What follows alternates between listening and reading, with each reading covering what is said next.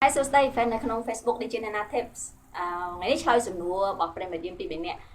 មានប្រិមិត្តនារីម្នាក់ពីរនាក់នោះគាត់របៀបថាសង្សារគាត់នឹងចូលទៅដឹងគាត់ណាក៏ប៉ុន្តែគាត់ថាចេះសង្សារម្នាក់ហ្នឹងគឺគាត់មានស្រីផ្សេងស្រីម្នាក់ផ្សេងដែលមិនមែនជាគាត់ហ្នឹង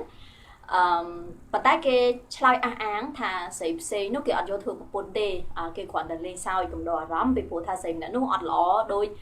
គាត់ទេអត់ល្អដូចអ្នកដែលផ្ញើសំណួរមកឲ្យយើងហ្នឹងទេ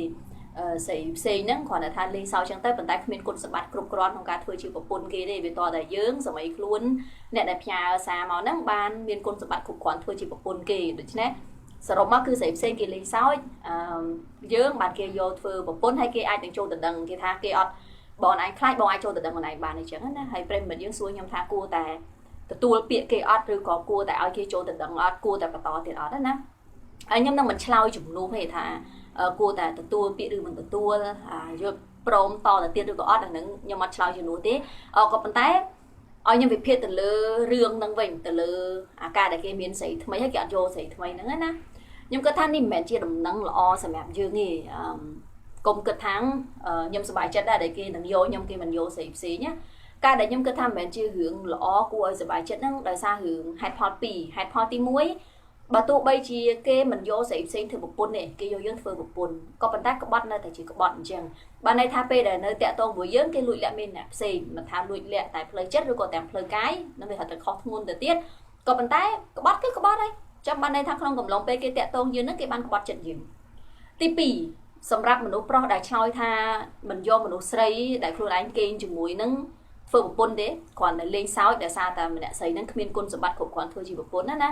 ខ្ញុំសុំទោសសម្រាប់បរិះដែលគេល្អផ្សេងទៀតក៏ប៉ុន្តែមនុស្សប្រុសបែបនេះថោកទាបបន្តិចហើយបានខ្ញុំប្រើពាក្យហ្នឹងគឺចុះបើដឹងថាគេមិនមានគុណសម្បត្តិគ្រប់គ្រាន់ធ្វើជាប្រពន្ធយើងដែរតែបកាច់គេមួយគេឲ្យខូចអនាគតគេធ្វើអីអញ្ចឹងសម្រាប់ខ្ញុំមនុស្សប្រុសអញ្ចឹងខ្ញុំអត់យល់ថាមានតម្លៃគ្រប់គ្រាន់ណាម្ដងទៀតខ្ញុំអត់សម្រេចចិត្តជំនួសទេនេះជាការយល់ឃើញសម្រាប់ខ្ញុំទៅលើបរិះម្នាក់ដែលប្រើពាក្យថា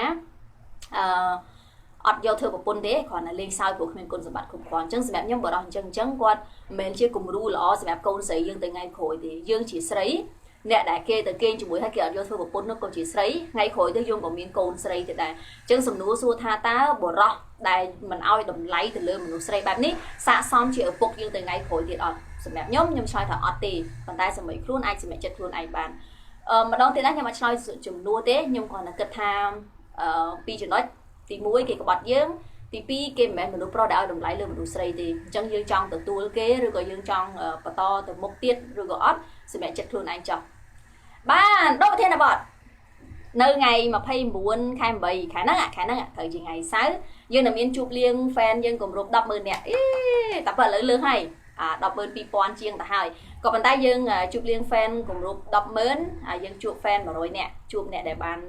មកចូលរួម100នាក់សម្រាប់អ្នកចង់ចូលរួមទូរស័ព្ទទៅលេខដែលខ្ញុំដាក់នៅលើវីដេអូនេះហើយសួរព័ត៌មានគេបន្ថែមទៀតណា